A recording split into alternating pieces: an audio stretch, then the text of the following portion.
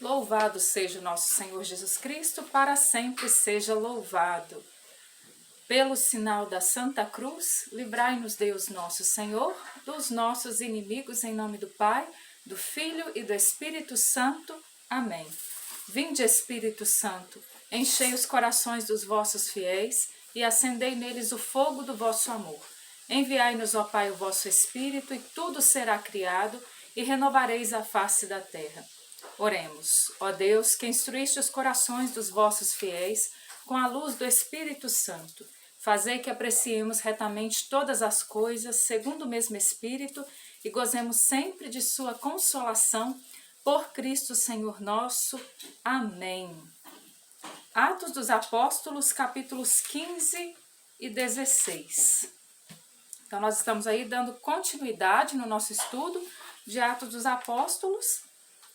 Ontem a gente viu o fim da primeira missão de Paulo e Barnabé, e hoje nós entramos então no capítulo 15, onde nós vamos ver o primeiro concílio da Igreja Católica, né? O Concílio de Jerusalém.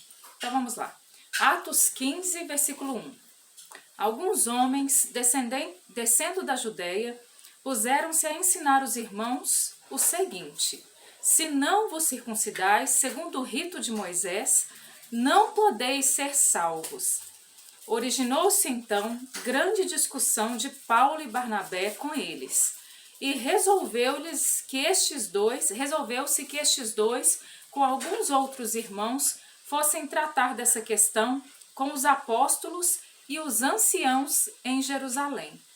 Acompanhados há algum tempo dos membros da comunidade, tomaram um caminho que atravessa a Fenícia e a Samaria. Contaram a todos os irmãos a conversão dos gentios, o que causou a todos grande alegria. Chegando a Jerusalém, foram recebidos pela comunidade, pelos apóstolos e anciãos, a quem contaram tudo o que Deus tinha feito com eles. Mas levantaram-se alguns que, antes de ter abraçado a fé, eram da seita dos fariseus, dizendo que era necessário circuncidar os pagãos e impor-lhes a observância da lei de Moisés. Reuniram-se os apóstolos e os anciãos para tratar dessa questão. Ao fim de uma grande discussão, Pedro levantou-se e lhes disse: Irmãos, vós sabeis que já há muito tempo Deus me escolheu entre vós, para que da minha boca os pagãos ouvissem a palavra do Evangelho e crescem. Ora, Deus, que conhece os corações, testemunhou a seu respeito, dando-lhes o Espírito Santo, da mesma forma que a nós. Nem fez distinção alguma entre nós e eles, purificando pela fé os seus corações. Para que, pois, provocais agora a Deus, impondo aos discípulos um jugo que nem nossos pais, nem nós podemos suportar? Nós cremos que pela graça do Senhor seremos salvos exatamente como eles. Então vamos dar uma paradinha aqui. A gente está dentro então dessa realidade. A primeira vez aqui que a igreja se reúne, né? Ali junto com os apóstolos, com os anciãos. A gente vê Paulo e Barnabé que vêm então para Jerusalém para se reunir com eles por causa dessa questão, né, que estava se levantando ali na igreja nascente. Essa questão que nós vemos, como nós vimos muitas vezes nas cartas de Paulo, né? Aqueles judaizantes que chegam ali e querem impor, então, lá em Antioquia, né? E nas outras comunidades isso aconteceu também, querem impor a circuncisão, né? Querem impor ali a lei de Moisés àqueles que se convertiam ao cristianismo, né? E aqui nós vemos, e por isso o livro dos Atos dos Apóstolos é tão rico, né? Que pouco antes a gente viu Pedro ali na casa de Cornélio, e Pedro está a pregar, o Espírito Santo vem sobre eles, e ali já percebe-se que não se pode negar a água do batismo aos pagãos, né?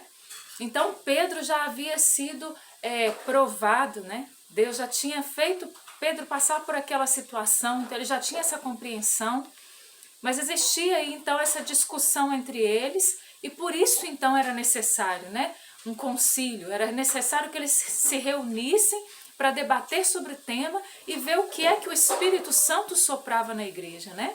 Então, a partir desse discurso de Pedro, onde Pedro termina aqui no versículo 11 dizendo: nós cremos pela graça do Senhor Jesus, que pela graça do Senhor Jesus seremos salvos exatamente como eles.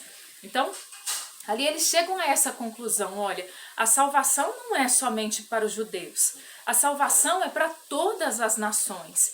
E é interessante que aqui se levanta Tiago, né?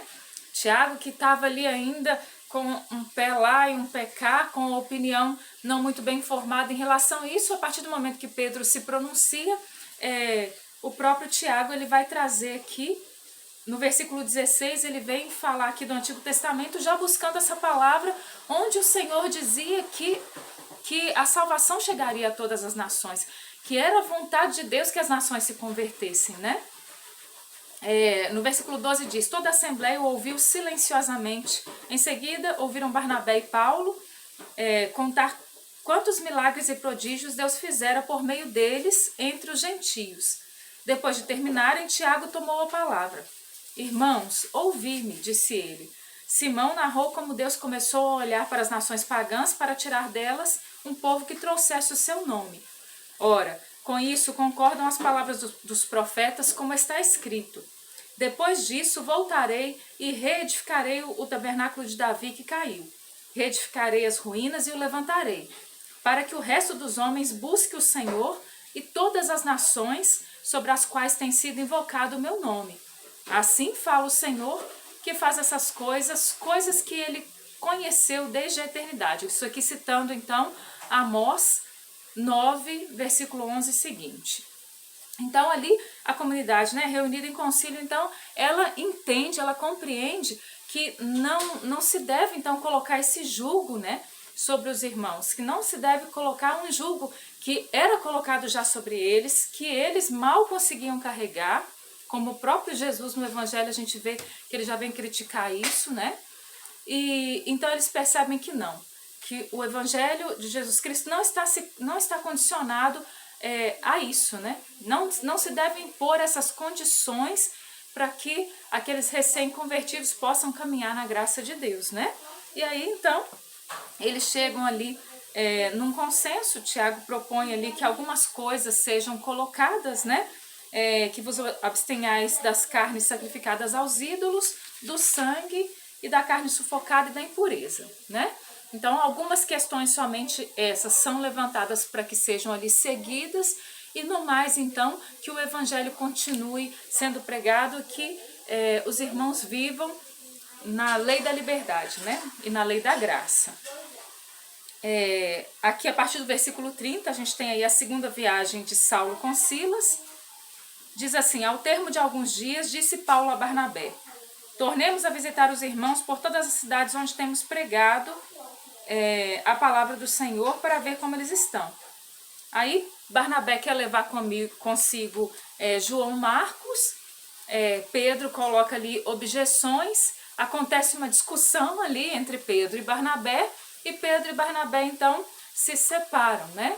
Pedro vai para um lado e Barnabé vai para o outro.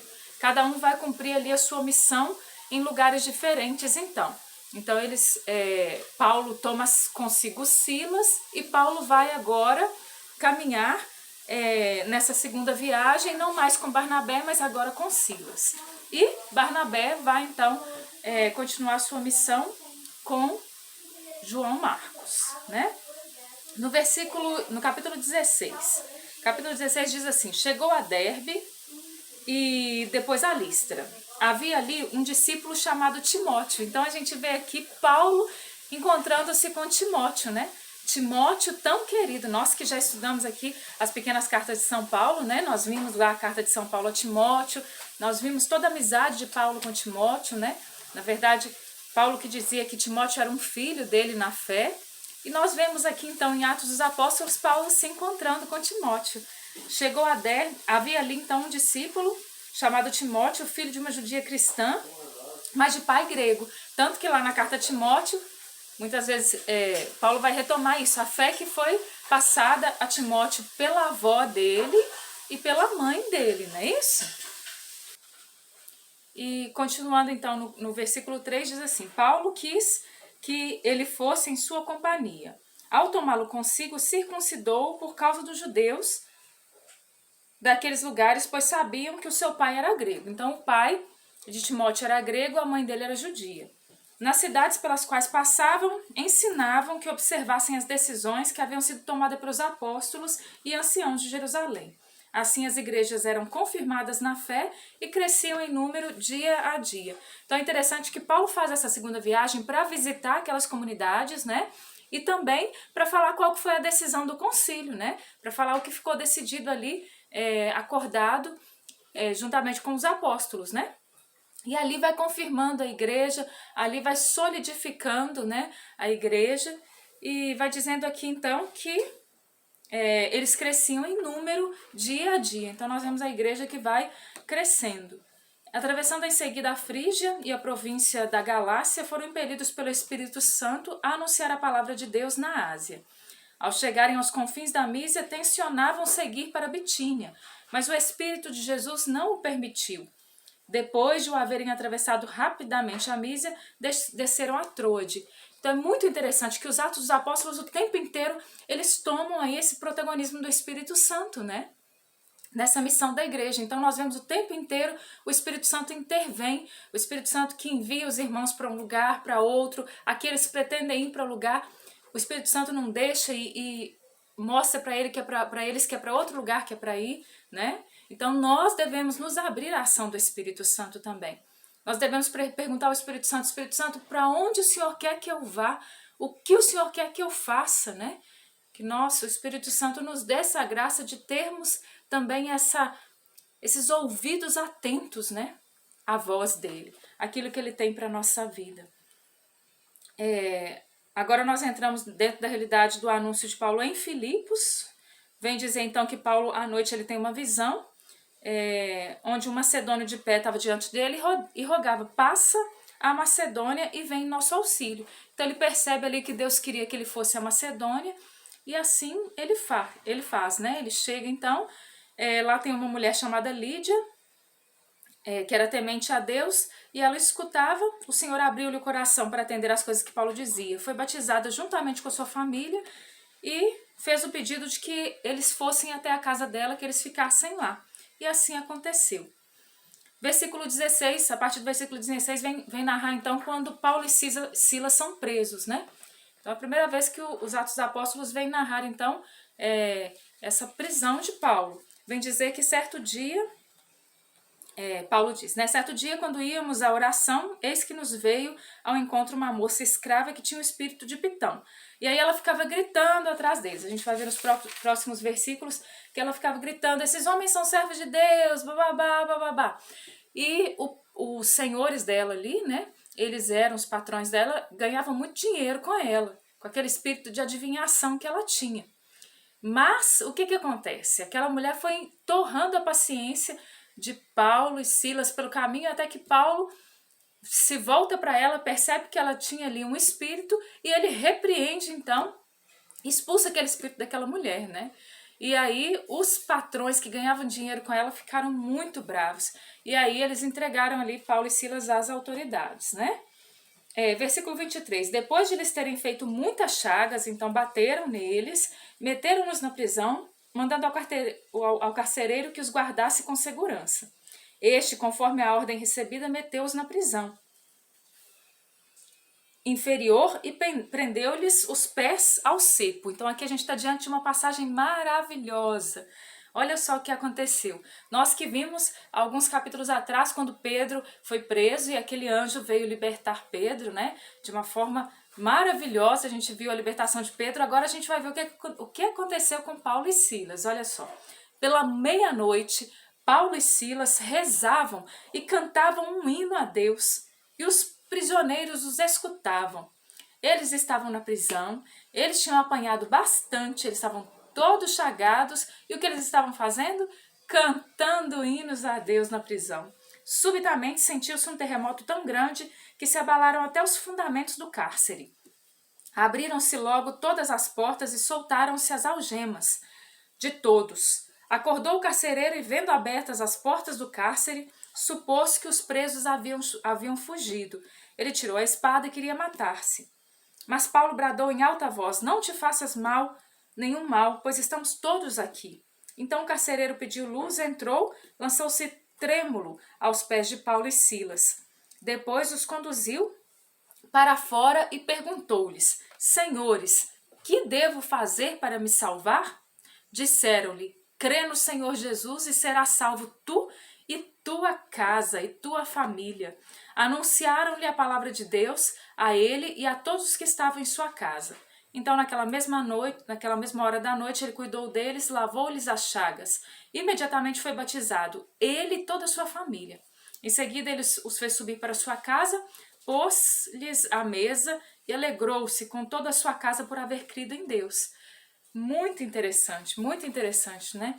Aqui é narrado, então, um tremor que acontece, um tremor de terra que acontece ali, diante da oração de Paulo e Silas, as portas do cárcere que se abrem, o carcereiro que fica apavorado, mas aí Paulo diz, estão todos aqui, ele percebe que havia uma ação sobrenatural e ele pergunta o que eu devo fazer.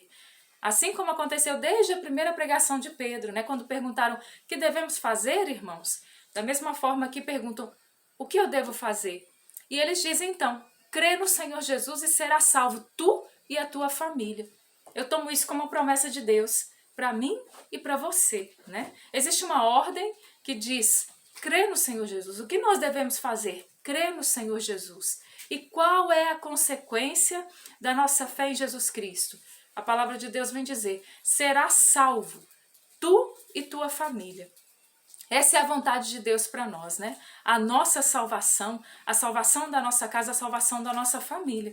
E aquele carcereiro acreditou com toda a família dele, eles foram batizados, ele cuidou das feridas, né, ali de Paulo e Silas. E eu achei interessante por quê? Porque eles poderiam ter fugido, eles poderiam ter ido embora, mas eles não fizeram isso, né?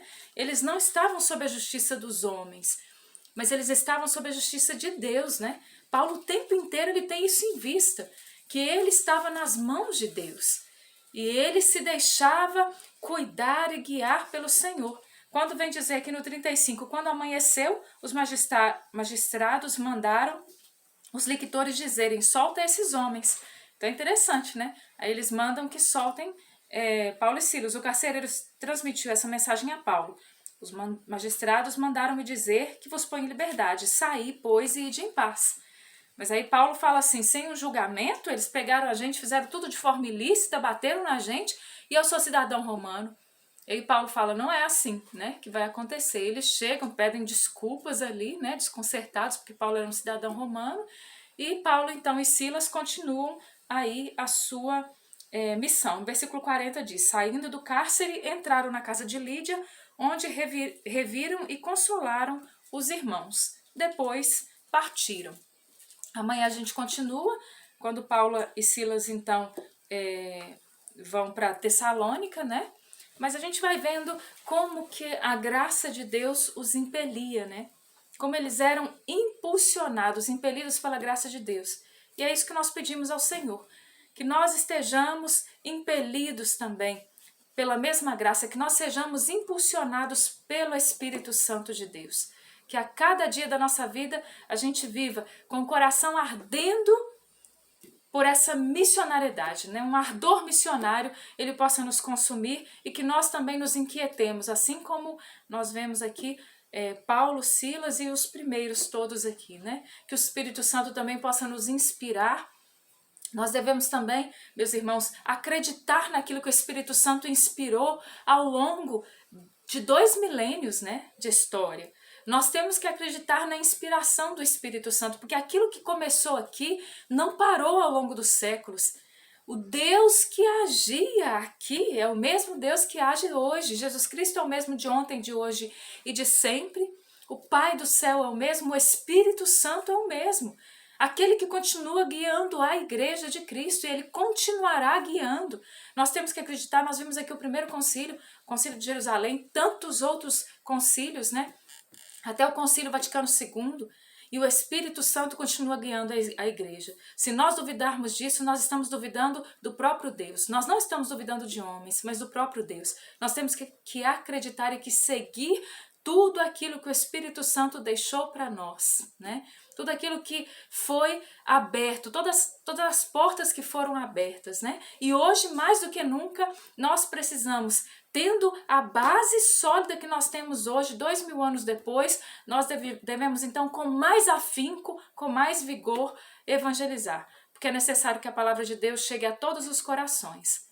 Louvado seja o nosso Senhor Jesus Cristo, para sempre seja louvado. Pai nosso que estais no céu, santificado seja o vosso nome, venha a nós o vosso reino, seja feita a vossa vontade, assim na terra como no céu. O pão nosso de cada dia nos dai hoje, perdoai-nos as nossas ofensas, assim como nós perdoamos a quem nos tem ofendido. Não nos deixeis cair em tentação, mas livrai-nos do mal. Amém. Ave Maria, cheia de graça, o Senhor é convosco. Bendita sois vós entre as mulheres, e bendito é o fruto do vosso ventre, Jesus. Santa Maria, Mãe de Deus, rogai por nós, pecadores, agora e na hora da nossa morte. Amém. Louvado seja o nosso Senhor Jesus Cristo, para sempre seja louvado. Em nome do Pai, do Filho e do Espírito Santo. Amém.